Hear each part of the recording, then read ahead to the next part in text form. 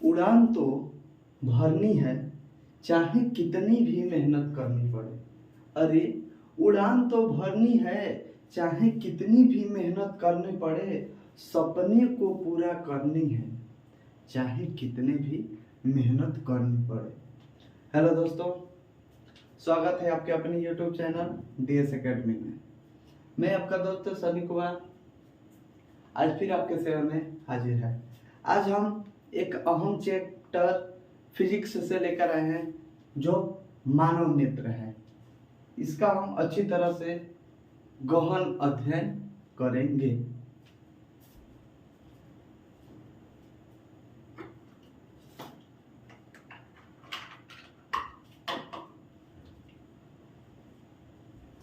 आता है मानव नेत्र। ठीक, सबसे पहले आएगा मानव नेत्र, यानी कि मानव का नेत्र। ठीक, देखिए मानव नेत्र एक ऐसा अंग है जिसके माध्यम से कोई वस्तुओं को हम क्या कर सकते हैं, देख सकते हैं। यानी कि मानव नेत्र या आंख, ठीक है, यानी कि मनुष्य का मानव नेत्र या आंख एक अद्भुत प्राकृतिक पदत प्रकाशीय यंत्र है। ठीक है, मतलब कि मानव का जो नेत्र यानी कि आंख है वो एक अद्भुत और ये प्राकृतिक के द्वारा बना हुआ है, और इसी के माध्यम से हम क्या कोई वस्तुओं को क्या कर सकते हैं, देख सकते हैं। यानी कि मानव नेत्र या आंख एक अद्भुत प्राकृतिक पदत प्रकाशीय यंत्र है। ठीक है, अब देखिए कि मानव नेत्र में बहुत सारे भागे हैं। जैसे कि हमारे सबसे पहले आता है नेत्रगोलक, फिर आता है हमारा श्वेत पटल, फिर कॉर्निया, पक्षमा भी बहुत सारे हैं। ऐसे तो हम चित्र पर नहीं दर्शाए, चित्र बनाए नहीं है, इससे ज्यादा समय लेगा। हम डायरेक्ट इसकी डिफिनीशन पर आते हैं। ठीक है, यानी कि मानव नेत्र या आंख एक अद्भुत पदत प्रकाशीय यंत्र है।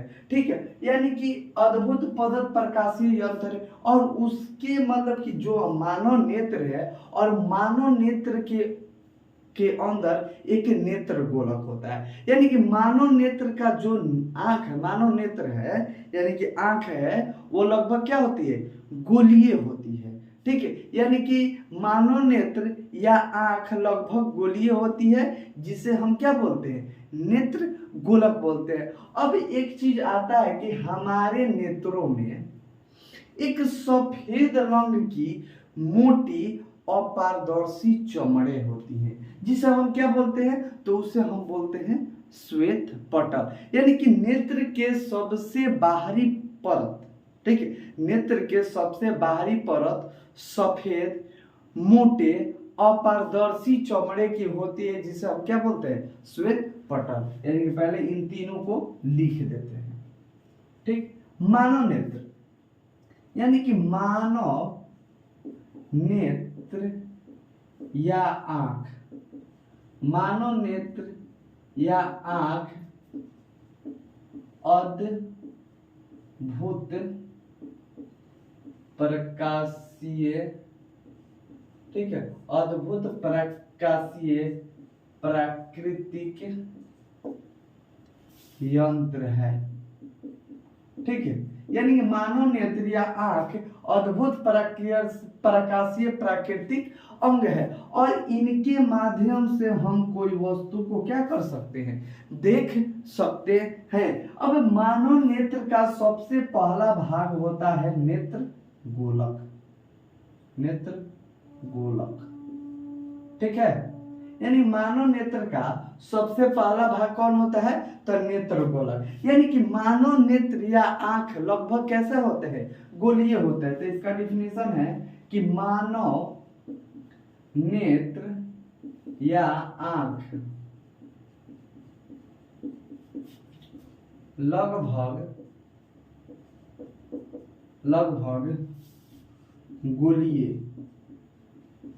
गोलीय होते हैं, जिसे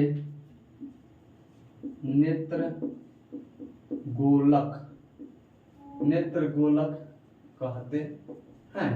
ठीक है, नेत्र गोलक कहते हैं। अब नेत्र गोलक के बाद का एक तंत्र है जिसे बोला जाता है श्वेत पटल।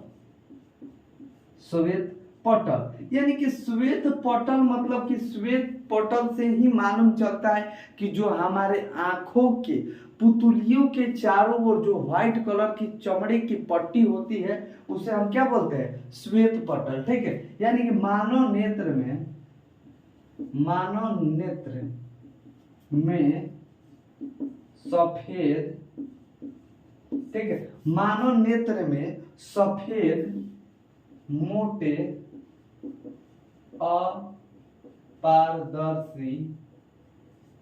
अपारदर्शी चमड़े की एक परत रहती है, उसे श्वेत पटल कहते हैं। ठीक है, यानी कि उसे क्या बोलेंगे, उसे हम श्वेत पटल कहते हैं। ठीक, अब आगे विभिन्न चीजें आएंगे, जैसे कि देखते हैं अब आगे क्या आएगा। तो आगे का भाग है कॉर्निया। ठीक है,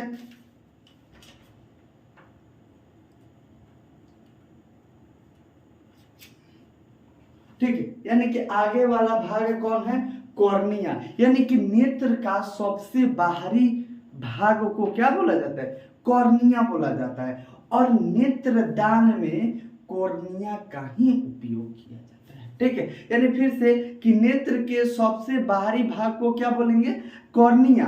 और नेत्रदान में सबसे अहम उपयोग यानी कि जो नेत्रदान होता है तो उसमें किस चीज का दान दिया जाता है, तो कॉर्निया का ही दान दिया जाता है। ठीक है, अब तब आगे आता है परितारिका। अब देखिए कि परितारिका के मदद से हम कोई रंगों का निर्धारण करते हैं। यानी कि एक क्वेश्चन देता है कि मानव नेत्र में रंग का निर्धारण किसके मदद से होगा, तो परितारिका के मदद से होगा। यानी कि परितारिका क्या करेगा, रंगों का निर्धारण करेगा। ठीक है, यह काला, भूरा तथा नीले रंग का होता है। यानी कि जो परितारिका है वह कैसा होता है, काला रहेगा, भूरा रहेगा और नीला भी होता है। जैसे कि कोई व्यक्ति का आंख का जो अंदर वाला भाग है वो कोई का भूरा भी होता है, कोई का नीला भी होता है, और अधिक मात्रा में क्या पाया जाता है, तो अधिक मात्रा में काला ही पाया जाता है। ठीक, अब आगे इसको देखते हैं।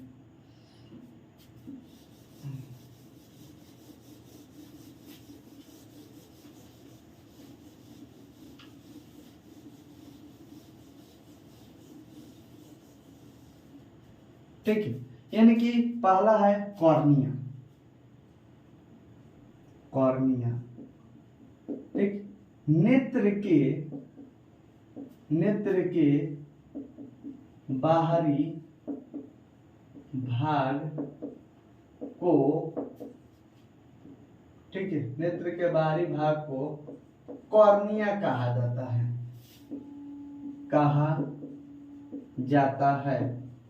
ठीक है, यानी कि नेत्र के बाहरी भाग को क्या बोला जाता है, तो कॉर्निया बोला जाता है। ठीक है, और नेत्र दान में कॉर्निया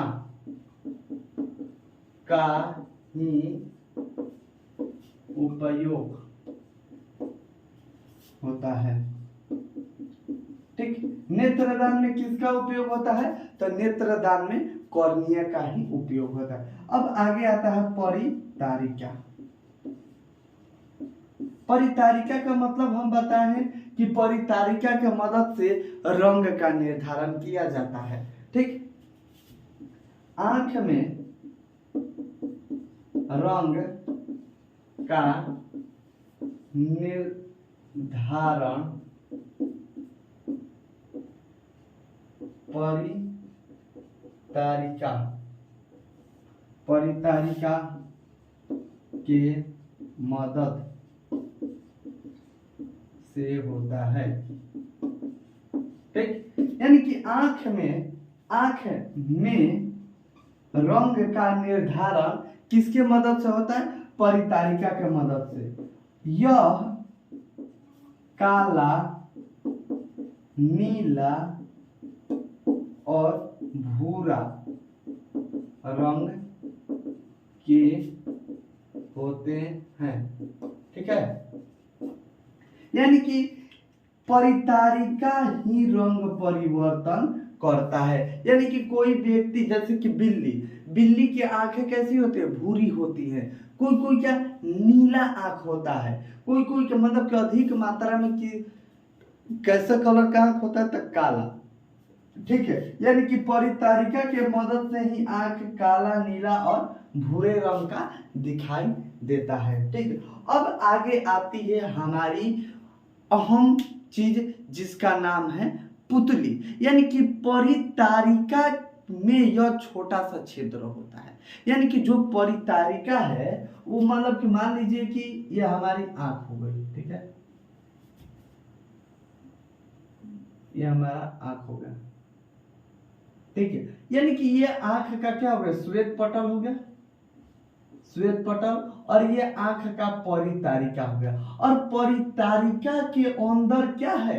पुतली है। ठीक है, यानी कि परितारिका में एक छोटा सा छिद्र होता है जिसके द्वारा प्रकाश नेत्र में क्या होता है?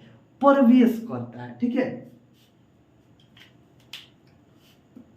इसको मिटा देते हैं।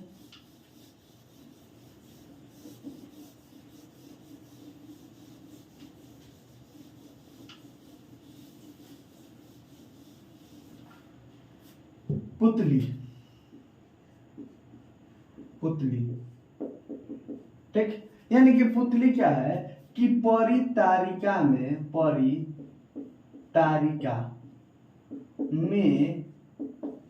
एक छोटा सा छिद्र, एक छोटा सा छिद्र होता है। ठीक है, परितारिका में एक छोटा सा छिद्र होता है। ठीक है, जिसे परितारिका में एक छोटा सा छिद्र होता है जिससे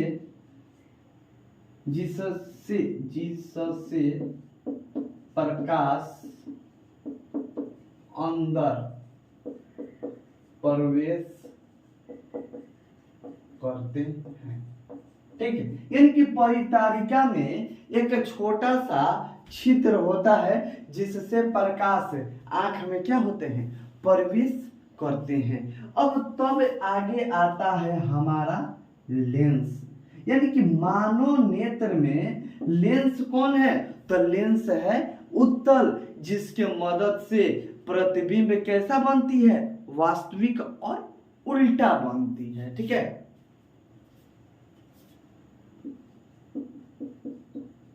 आंख में उत्तल लेंस लगा रहता है।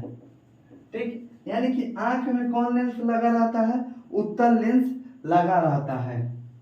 इसमें सबसे अधिक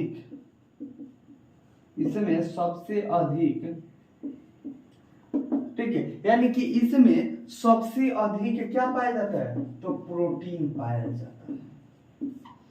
अब ये नहीं कि जो लेंस दे दिया है वो कांच का है, कांच का नहीं है, ये मांस का है, कोशिका का है जो हमारे लेंस है। यानी कि इसमें सबसे अधिक मात्रा में कौन है? तो प्रोटीन पाया जाता है। ठीक, प्रोटीन पाया जाता है जो वस्तु को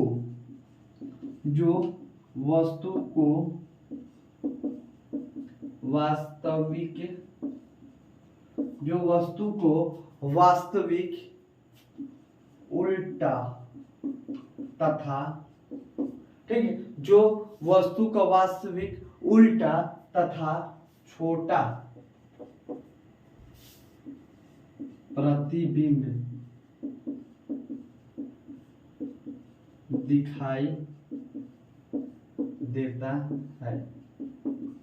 ठीक है, जो वास्तविक उल्टा और छोटा प्रतिबिंब दिखाई देता है। यानी कि ये क्रिया कहाँ होती है, तो ये क्रिया होती है लेंस में। ठीक है, अब आगे आता है दो ऐसे चीज को, हम दो टॉपिक, ऐसे टॉपिक को डाले हैं जो आपको किताब में मिलेगा नहीं।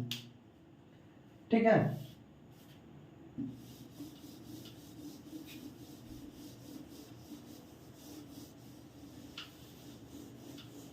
पहला है पक्ष मांसपेशियां।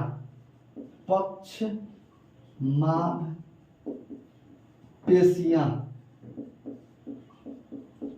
पक्ष मांसपेशियां। ठीक है, यानी कि यह लेंस को संयोजित करता है। यानी कि जो पक्ष मांसपेशियां हैं, यह क्या करेगा कि लेंस को समायोजित करेगा। यानी कि इसको क्या करेगा, एक रो में करेगा, एक जगह स्थिर करेगा। ठीक है, अब वही दूसरा पॉइंट है अंध बिंदु, यह रेटिना पर स्थित रहता है। जैसे कि हम आंख बनाते हैं, ठीक है, मतलब कि ऐसे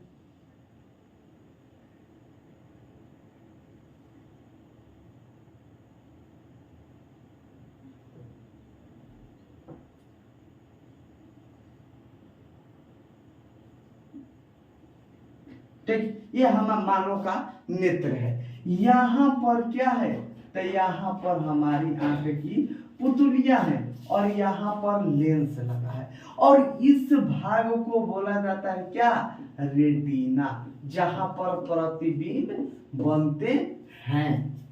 ठीक है, यानी कि इस भाग को क्या बोलते हैं, रेटिना बोलते हैं। यानी कि अंध बिंदु, ये पक्ष भी तो आप लोग को बता दिए कि यह लेंस को समायोजित करता है, लेकिन अंध बिंदु क्या करेगा, यह रेटिना पर स्थित रहेगा। अंध बिंदु कहाँ स्थित, तो रेटिना पर स्थित रहेगा।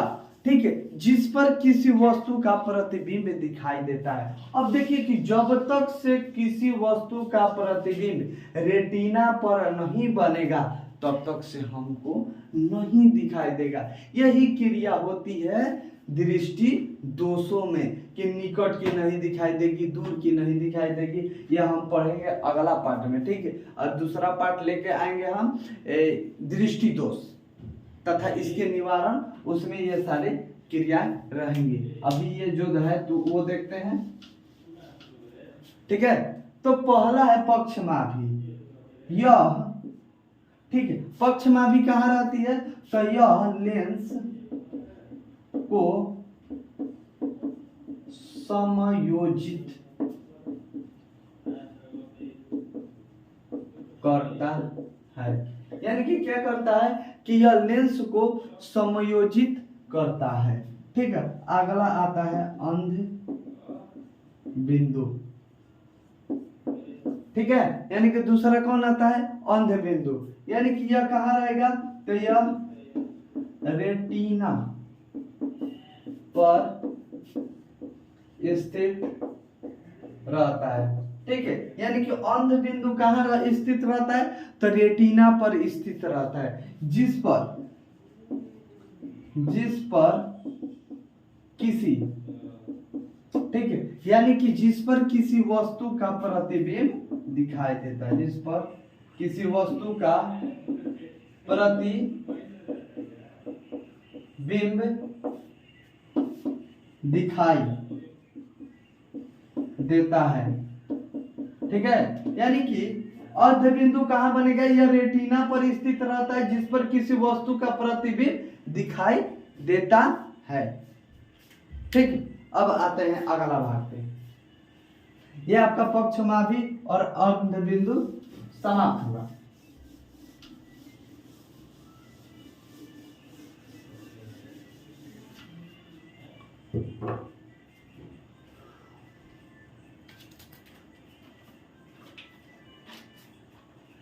अब आपका आएगा कचाव द्रव। ठीक है, अब देखते हैं कचाव द्रव के बारे में कि यह प्रकाश का अपवर्तक करता है। यानी कि कचाव द्रव है वो क्या करेगा, प्रकाश को अपवर्तक करेगा। ठीक है, यानी कि अपवर्तक मतलब कि इस कचाव द्रवों में ही आंसुएं होते हैं। ठीक है, यानी कि कचाव द्रव, कचाव द्रव, ठीक है, यह प्रकाश को क्या करता है, तो यह प्रकाश को अपवर्तन करता है, यह प्रकाश को अपवर्तन करता है, यानी कचाव द्रव क्या करेगा, प्रकाश को अपवर्तन करेगा। ठीक है,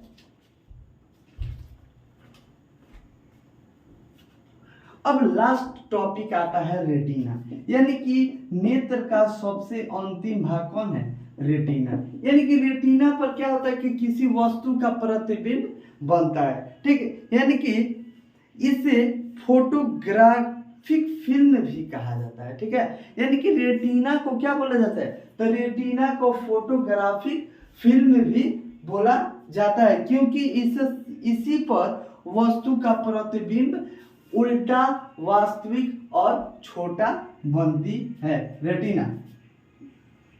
इसे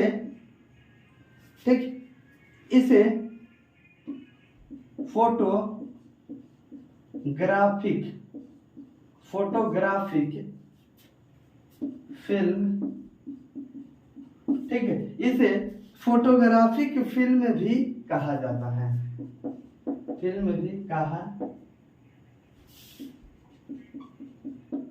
इसे फोटोग्राफिक फिल्म भी कहा जाता है, क्योंकि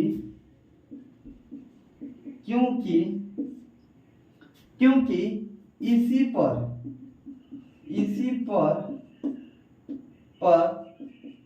वास्तविक, उल्टा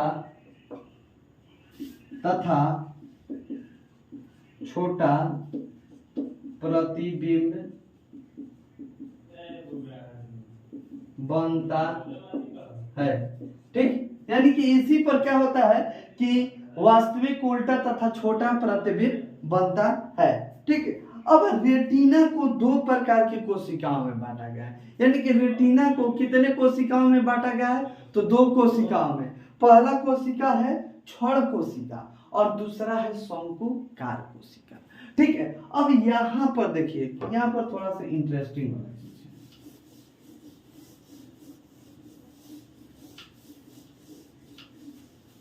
कि रेटिना